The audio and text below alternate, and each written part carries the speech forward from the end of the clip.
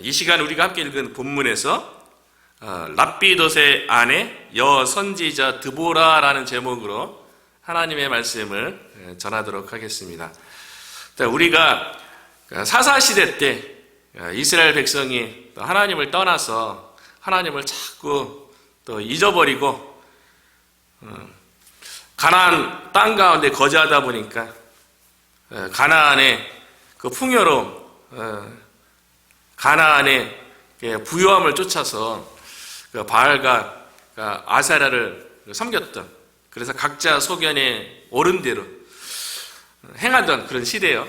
하나님을 섬긴다고 하지만 하나님이 이스라엘의 왕이 아닌 거죠. 그런 시대에 하나님께서 이제 이스라엘이 고통을 당하면 하나님께서 한 사람을 세워서, 사사로 세워서 이스라엘의 구원자로 쓰시는 그 본문을 지금 살펴보면서 오늘날도 이 사사시대와 같은 각자 소견에 옳은 대로 행하는 이런 시대에, 그리고 세상의 풍요와 물질을 쫓아서 사는 이 시대에 우리들도 하나님의 선택을 받아서 하나님에 의해 세움받아서 이 세상 가운데 구원자로 쓰임받기를 바라는, 아무래도 우리의 삶 가운데에서 성경 본문을 이렇게 보게 되잖아요. 삶 속, 우리의 주어진 상황과 삶 속에서 하나님께서 성경 그 본문을 통해서 어떻게 말씀하시는지 듣게 되잖아요. 그 사사시대에 12명의 사사가 있고, 오늘 본문에 등장하는 드보라가 네 번째 사사예요. 그 12명의 사사는 다 남자인데, 드보라는 우리가 잘 알고 있는 것처럼 여성이에요. 어떻게 여성인 드보라가 하나님의 선택에 의해서 이스라엘의 고통 가운데 구원자로 쓰임받을 수 있었을까, 이걸 생각하는 가운데 드보라가 네 번째 사사인데, 또 어제는 또 첫 번째 사사였던 온니엘을 살펴봤는데요. 사사들이 하나님 앞에서 공통점이 있는 것 같아요.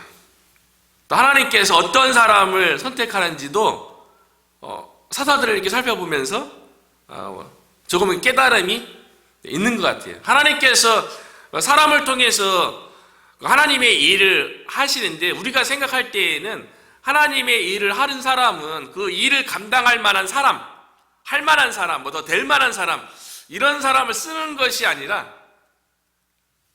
세상적인 기준으로 봤을 적에 뭔가 부족함이 있고 약점이 있고 그런 사람을 쓰시더라고요.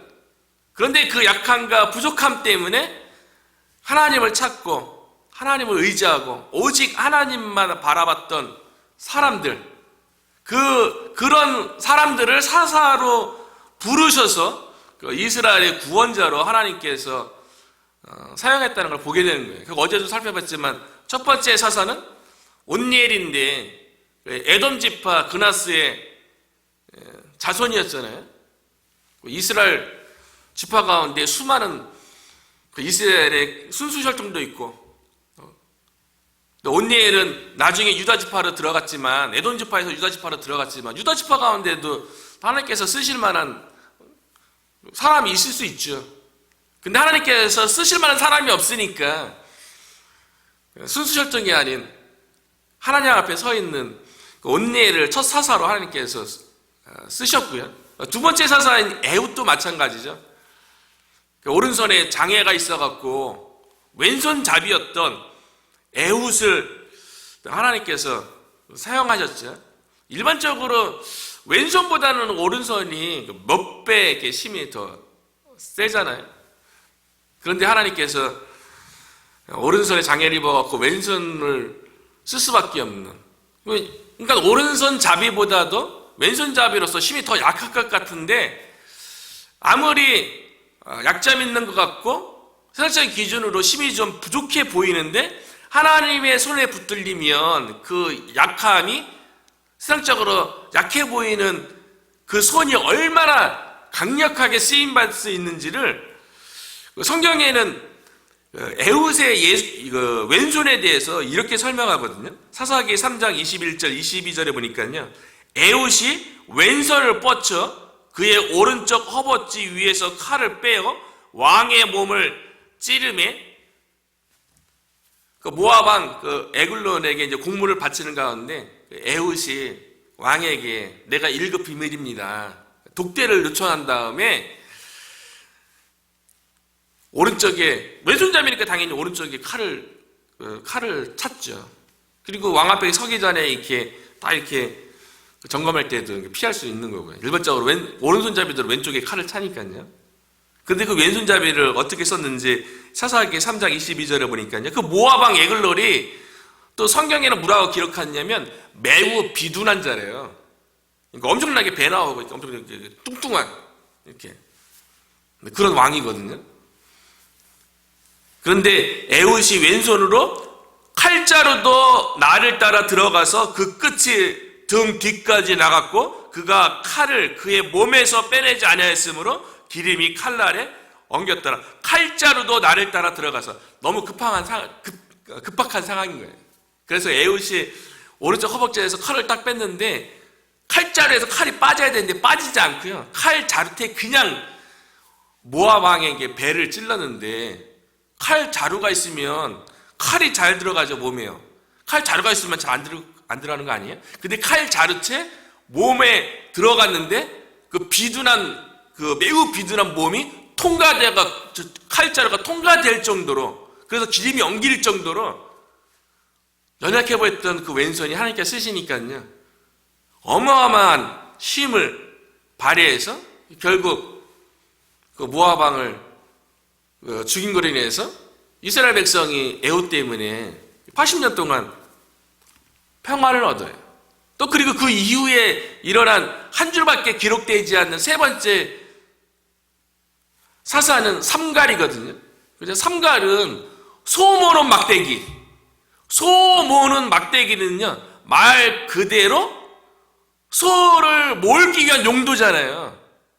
그런데 블레셋과 전쟁이 났을 적에 블레셋 군사 600명하고 삼갈이 하나님의 사사로 부름받아서 소 모는 막대기로요. 전쟁은 무기로 하는 거잖아요. 그런데 무기가 아니라 그 전쟁터에서 소 모는 막대기는 얼마나 그거 하찮아 보입니까? 얼마나 부족해 보입니까? 사람들이 웃죠. 전쟁터에 나가면 칼을 가지고 나가야죠. 활을 가지고 나가야죠. 소모론 막대기 갖고 나온 거예요. 그런데 그 소모론 막대기가 하나님의 손에 들려지니까, 하나님이 함께 하니까요, 소모는 막대기가 소모는 용도가 아닌 전쟁 무기가 되어서 블레셋 군사 600명을 쳐 죽이는, 그래서 승리를 가져오게 됐다는 거예요. 삼갈의 이 소모는 막대기는요, 어찌 보면 삼갈의 인생인 거죠. 어찌 보면 우리의 인생인 거죠.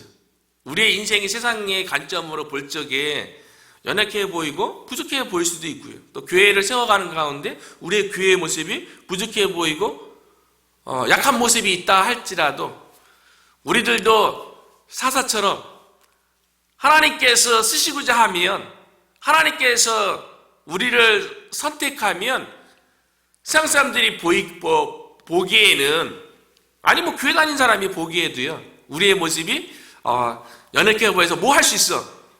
그런데 하나님의 손에 붙들리지면, 하나님께서 우리를 사용하시면 세상이 감당할 수 없는 놀라운 능력을 나타나게 된다는 것을 첫 번째, 두 번째, 세 번째 사사를 통해서도 깨닫게 되고요. 오늘 본문에서는 사사인 드보라를 통해서도 깨닫게 되는 거예요. 오늘 본문의 배경도 사사시대가 그랬던 것처럼 사사가 구원을 해서 태평을 누려요. 그러다 보면 또 여호와의 목전에서 악을 행하는 거예요.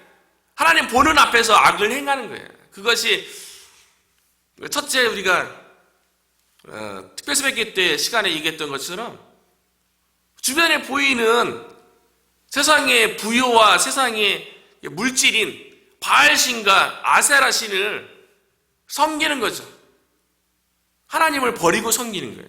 실제로 버린 게 아니라 하나님의 백성이라고 하면서 여호와의 목전에서, 여호와께서 보시는 앞에서 바알신, 아세라신, 세상의 물질, 세상의 살아가는 방법, 세상의 그 물질과 그 성공, 이런 것들을 섬겼던 거죠. 그래서 오늘 본문 3절에 보니까요, 하나님께서 이스라엘 민족 주변에 남겨뒀던 가나안 족속을 통해서 이스라엘을 고통받게 하는 거예요. 3절이죠.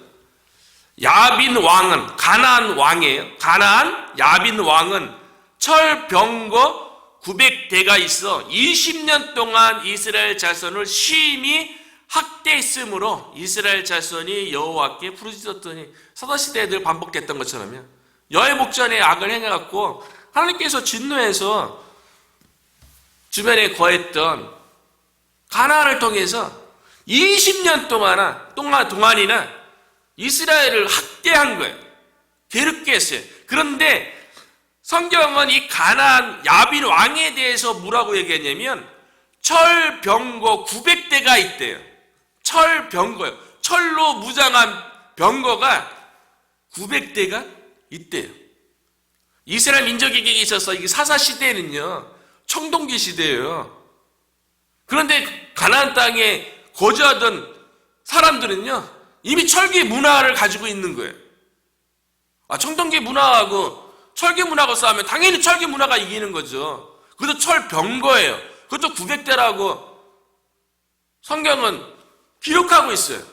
이스라엘에 있어서 본격적인 철기 시대가 시작되는 시기는 이보다도 지금이 그 사사시대가 BC 1390년에서 1050년이거든요.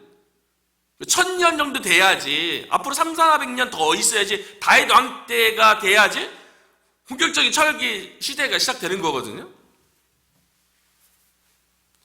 이스라엘 자손이 어떻게 철기 문화를 가진 가나안 야빈 왕과 대적해서 싸울 수 있겠어요? 그 당시에 철병거 900대는요, 오늘날로 치면 탱크 900대가 있는 거예요. 탱크 있는 나라하고 탱크가 없는 나라하고 싸우면 탱크 있는 나라가 이기는 거죠. 이스라엘 민족에게 있어서 철병거 900대를 가지고 있는 가나안은요, 싸울 대상이 아니죠. 그냥 공포의 대상이죠. 그래도 이스라엘 자손이 그 가나안 야빈왕과 싸우려면 철병거 900대에 합당한 무기를 준비하고 또 전쟁에서 승리할 수 있는 거기에 합당한 사람들을 준비해야죠.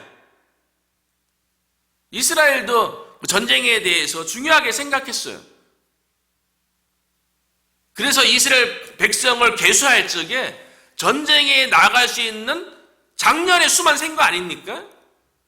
고대에 얼마나 민족 이동이 많고 전쟁이 많았으면 구약시대 때부터 백성의 수를 전쟁에 나갈 수 있는 장년의 수만 셌다고요.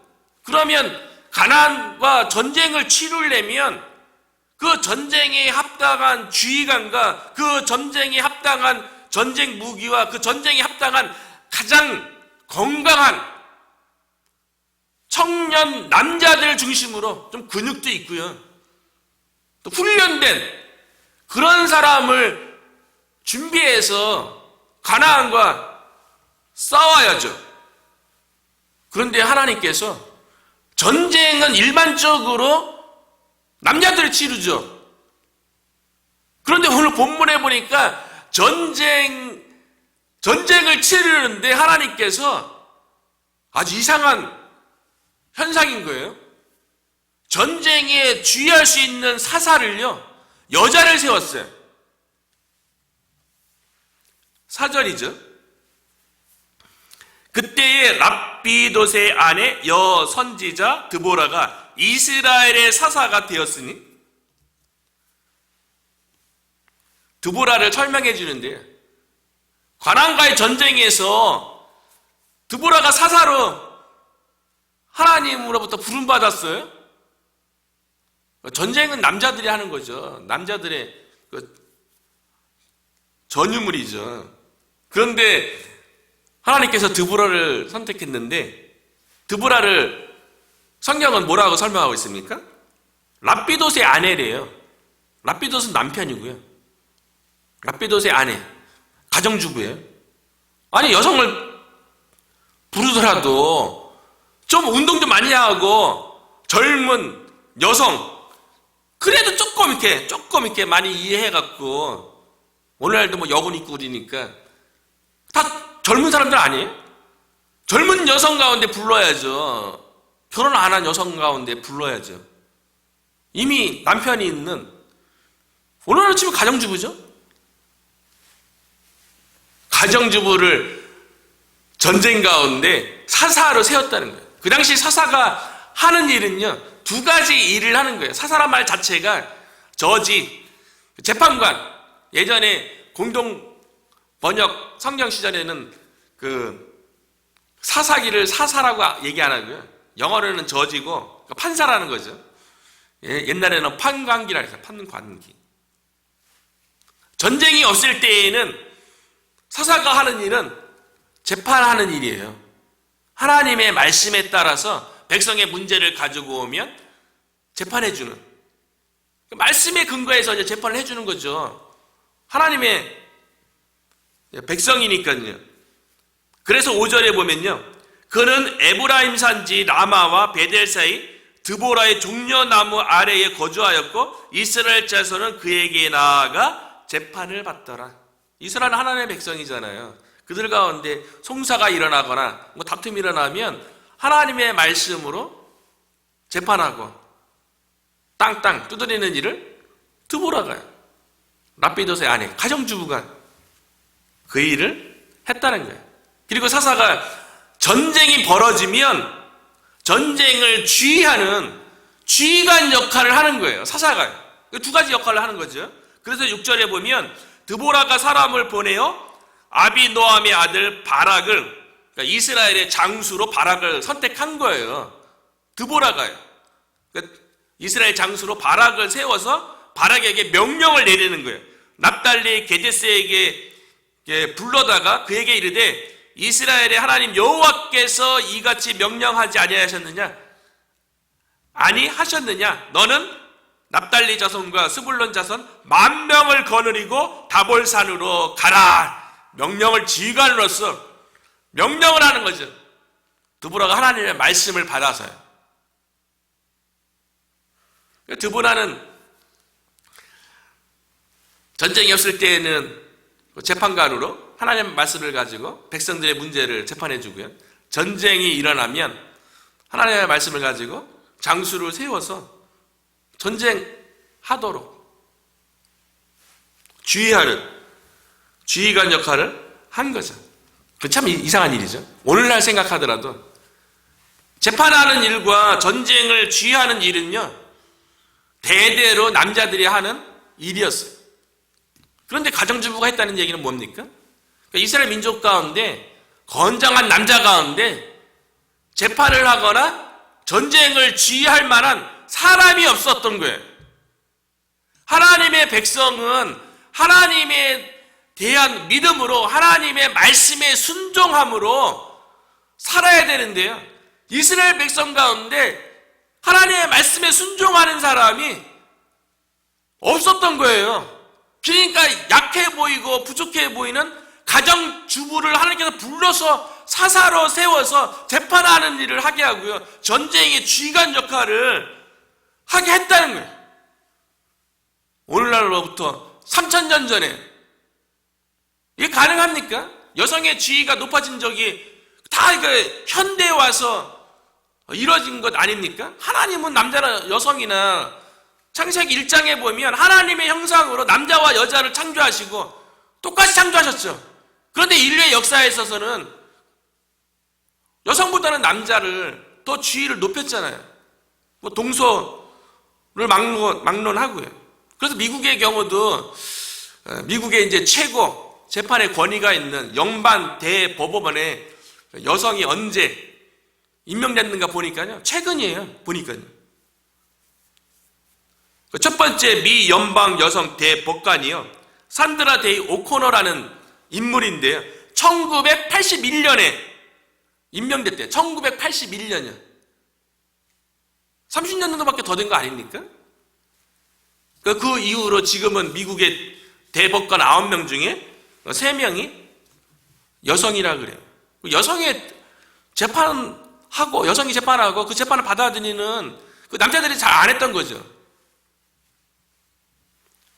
군대를 지휘하는 일은요, 아마 좀 찾아봤어요. 한국의 육사, 해사, 공사, 공군사가 사관학교요. 여학생을 받은 연도를 보니까요, 1997년도에. 이것도 최근 일이에요. 미국의 경우는요, 조금 빨라갖고 1976년부터 받아들였어요. 1976년. 그때부터 군대의 지휘관으로 통솔할 수 있는 여성의 지위를 인정했는지 다 현대에 와서, 근대에 와서 이루어진 일이에요. 그런데 고대 시대에, 그리고 또 젊은 여성도 아니고 가정주부가 이스라엘이란 민족, 나라 전체에 재판관이 되고요. 그 가나안과의 전쟁에서 지휘관으로 부름받았다는 거예요. 그러니까 하나님께서 사람을 쓰시고 하나님께서 일할 적에요, 우리가 세상의 기준으로 주변의 사람들의 말에 흔들리거나 그럴 필요 없어요. 중요한 거는 우리가 하나님 앞에 어떠한 사람으로 서 있냐가 중요한 거죠. 우리가 하나님의 선택을 받아서, 우리가 하나님의 세움을 받아서 하나님의 일에 쓰임받으면 우리의 부족함과 연약함에도 불구하고 드보라처럼 한 나라를 구원하는데 가정주부로서 쓰임받은 것처럼 우리가 쓰임받는 거예요. 그렇다면 드보라가 도대체 어떤 인물이었기에 하나님 앞에 쓰임받을 수 있었는지에 대해서요, 여선지자래요. 랍비옷의 아내라는 말은 드보라가 이제 가정주부로서 전쟁에서 아주 연약한 존재인 것을 보여주는 거죠. 하나님께서 약한 것을 통해서, 우리가 고린도전서에서 본 것처럼 하나님은 약한 걸 통해서 세상에 강한 것을 부끄럽게 하잖아요. 결국 다 우리를 자랑하지 못하게 하고, 또 하나님의 일은 하나님께서 하신다고 하나님을 드러내기 위해서 약한 것을 들어서 사용하는 거잖아요. 그런데 이 드보라에 대해서 사사로 부름받기 전에 여선지자였대요. 선지자예요. 선지자가 하는 일이 무엇입니까? 하나님의 말씀을 대언하는 자예요. 그러니까 드보라가 하나님의 말씀을 대언할 정도로 하나님 앞에서 드보라가 영적으로 어떤 존재인지, 믿음에 있어서 어느 정도 수준인지를 여선지자라는 말 속에 다 들어가 있는 거예요. 사사시대의 이스라엘 민족은요, 하나님을 잊어버리고 바알과 아사라를 섬기잖아요. 하나님의 백성임에도 불구하고요. 근데 그런 백성 중에 가정주부로서 드보라는 여선지자일 정도로 하나님과 가까이 있고 하나님과 교제하고 하나님의 말씀을 받을 정도로 영적으로 준비된 사람이 하나님의 말씀을 듣죠. 오늘날에도 마찬가지 아닙니까? 누가 하나님의 말씀을 깨닫고 누가 하나님의 말씀을 받을 수 있습니까? 영적으로 거룩하고 영적으로 깨어있는 사람이 성령을 통해서 하나님의 말씀을 듣고 하나님의 말씀을 받는 거죠. 그래, 드보라는 여선지자로서 주변에 있는 사람들은 다 하나님을 잊어버리고 하나님의 백성이라고 얘기하면서 세상의 물질과 세상의 풍요를 쫓아서 바알과 아세라 신들을 막 섬기는데, 드보라는 그렇지 않았던 거예요. 하나님만 바라본 거예요. 거룩하신 하나님과 더불어 거룩한 삶을 살면서 하나님으로부터 주어지는 말씀을 대언할 수 있는 선지자였던 거예요. 그래서 하나님께서 가정주부임에도 불구하고 드보라를 쓰시는 거예요. 전쟁을 무기로 합니까? 하나님께서 전쟁은 하나님께 속했다 그랬잖아요. 그리고 하나님의 백성인 이스라엘을 향해서 이스라엘 대적을 만나게 되면 내 말씀에 순종하라고, 그러면 너의 대적을 위해서 내가 싸워서 이기게 해주겠다고 모세를 통해서, 여호수아를 통해서 보여줬던 거 아니에요?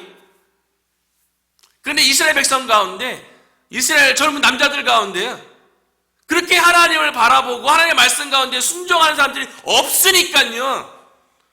가정주부 드보라를 하나님께서 말씀 가운데 서 있고 믿음 가운데 서 있는 드보라를 통해서 하나님께서 일하시는 거예요.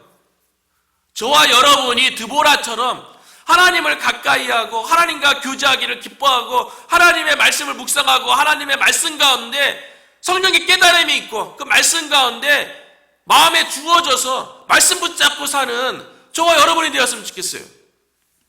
말씀 붙잡고 사는 사람은요, 주변 사람 말 때문에 흔들리지 않아요. 상황이 좀 어려워지고 힘들어진다고 그 환경 때문에 흔들리지 않습니다. 드보라는 여선지자로서 하나님의 말씀이 임하는 사람이잖아요. 하나님의 말씀을 대언하는 사람이잖아요. 그러니까 가나안의 철병거 900대의 그 적군에 대해서요 두려워하지 않는 거예요. 드보라만 두려워하지 않아요. 드보라만요. 다 두려워하는데 이스라엘 모든 민족이 다 두려워하는데요. 드보라만 두려워하지 않아요. 왜냐하면 드보라는 말씀 가운데 전쟁이 하나님께 속했다는 걸 아는데요. 그 하나님의 백성을 위해서 하나님의 백성의 대적에 대해서 하나님께 싸워서 승리해 줄 거라는 것을 드보라는 그 말씀을 믿는 거예요. 우리가 하나님의 말씀을 믿고 하나님의 말씀을 붙잡고 산다면 우리가 상황 가운데 두려울 게 뭐 있습니까? 그래서 가나안 땅에 가나안과의 전쟁터에 나가는데요. 드보라가 이스라엘의 장수로 바락을 세웠잖아요. 바락은 장수예요. 그래서 남자 가운데 그래도 또 영적으로 또 세상적으로 주의할 만한 사람 바락을 세웠는데요. 바락이 전쟁터에 나가는데 두려워해요. 하나님의 말씀이 주어졌다고. 하나님의 말씀이 다볼산에 가서 10,000명의 군사더불어 가나안 땅과 가나안 그 적군들과 싸우면 하나님께서 도와줘서 승리할 거라 이렇게 얘기해도요. 바락은 두려운 거예요. 바락은 직접 하나님의 말씀을 받은 게 아니니까요. 그래서 바락이 드보라에게 뭐라고 얘기했냐면요. 전쟁터에 가정주부인 드보라 보고 가정주부가 전쟁에 얼마나 도움되겠다고 같이 가달라고 그래요. 바락이요. 소심한 요청을 하는 거예요. 드보라가 영적으로 얼마나 충만했으면 그 재판 가운데 백성들 나와서 하고 전쟁 가운데 막 지휘관 세우고 막 명령하는데 그 장수가 막 순종하잖아요. 그래서 9절에 보면 그 바락이 요청이 하니까요. 전쟁터 같이 나가달라고. 내가 반드시 너와 함께 가리라. 드보라가 가정주부가 내가 같이 가줄게. 참 놀라운 게요. 우리가 가정에서도 이렇게 보면 성령 충만한 사람 중심으로 이렇게 돌아갑니다. 저희 가정도 제가 이렇게 전도했잖아요. 근데 전도하고 나서 이렇게 보니까 가정 가운데 보니까요. 그 어머니가 아버지도 그렇고요. 아버지는 집안에서 이제 늘 권위가 있으시니까 모든 일들은 예수 믿기 전에는 아버지가 다 독단적으로 말도 상의도 안 하고 다 해가고 막 그랬는데 예수 믿고 나니까요. 저하고 상의를 해요. 물어봐요. 왜냐하면 저를 통해서 예수님을 믿고 교회도 뭐 같이 새벽기도 제가 데리고 나가고 그러니까요. 사도행전에도 보면 일반적으로 남자의 이름을 먼저 거론하죠. 그런데 브리스길라와 아굴라는 브리스길라가 여성이거든요. 아내거든요. 아길라는 남편이고 그 여성이 먼저 기록된 거예요. 그러니까 영적인 주도권이 아내에게 있었기 때문에 그러니까 브리스길라가 영적으로 더 하나님 앞에 성령 충만하고 그랬던 거죠. 드보라가 사사로서 하나님의 말씀을 대언하는 거예요. 예언해줘요. 9절에 내가 반드시 너와 함께 가겠다 그렇게 얘기하면서요. 그러나 내가 이번에 가는 길에서는 영광을 얻지 못하리니 이 가나안과의 전쟁에서요. 이스라엘 장수를 통해서 전쟁에 승리를 하는 그 영광을 바락의 그 영광을 받지 못할 거라는 거예요. 그러면 이 전쟁에서 누가 영광을 취하게 되느냐? 하나님께서 뭐라고 얘기해 줬냐면요. 바락이 소심하게 그렇게 하는데 그를 통해서 영광 받으시겠어요? 너 하나님께서 어떻게 그 전쟁 가운데 영광을 나타내냐면요.